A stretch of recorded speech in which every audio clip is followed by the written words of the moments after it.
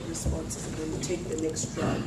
Okay, so can I respond to your submissions, because I wanted to directly respond. I was actually thinking about this coming here because I thought that it was going to be one of the coming questions. How do we even start to decolonize science? Because science is true because it is science, and you know, what can you do? And my response to that was, if I personally were committed to enforcing decolonization, science as a whole is a product of Western modernity, and the whole thing should be scratched off, especially in Africa. So if you want practical solutions to how to decolonize science, we'd have to restart science from, I don't know, an African perspective, from our perspective of how we've experienced science. For instance, I had a question for all the science people is, there's a place in KZN, in Mhlabyalingana, and they believe that through the magic, the black magic, you call it black magic, they call it witchcraft, others, that you are able to send a lightning to strike someone. So can you explain that scientifically? Because it is something that happens if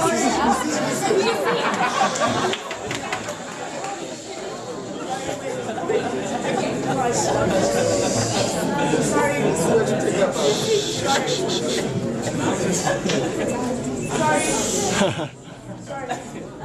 I need to address you directly. When we started this, we agreed on certain house rules. Okay. And by you doing that, you're disrespecting the sacredness of the space.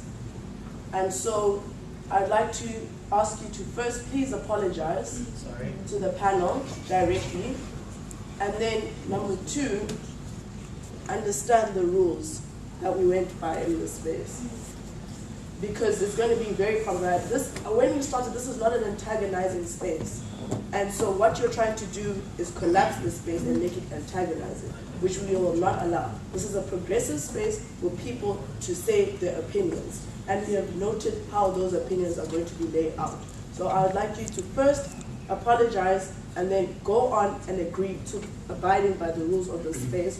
Otherwise, I would, if you're not willing to do that, I'd please ask you to remove yourself from this space. But those are the rules of engagement of this space.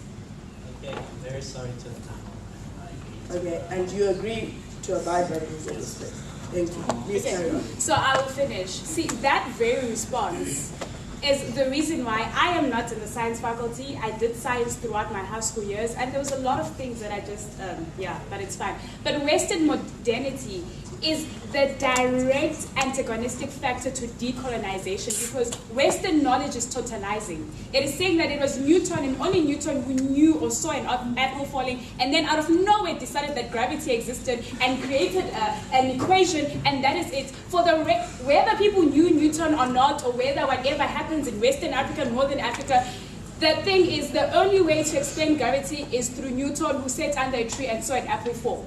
So Western modernity is the problem that decolonization directly deals with, to say that we are going to decolonize by having knowledge that is produced by us, that speaks to us, and that is able to accommodate knowledge from our perspective. So if you're saying that you disagree with her approach, it means that you are vested in the Western and Eurocentric way of understanding, which means you yourself still need to go back internally, decolonize your mind, come back and say, how can I re-look at what I've been studying all these years? Because Western knowledge is very pathetic, to say the least. I, from a decolonized perspective, believe we can do more as knowledge producers, as people who are given the ability to reason or whatever is that people say we do when we think or rationalize. So decolonizing the science would mean doing away with it entirely and starting all over again to deal with how we respond to the environment and how we understand it. Thank you.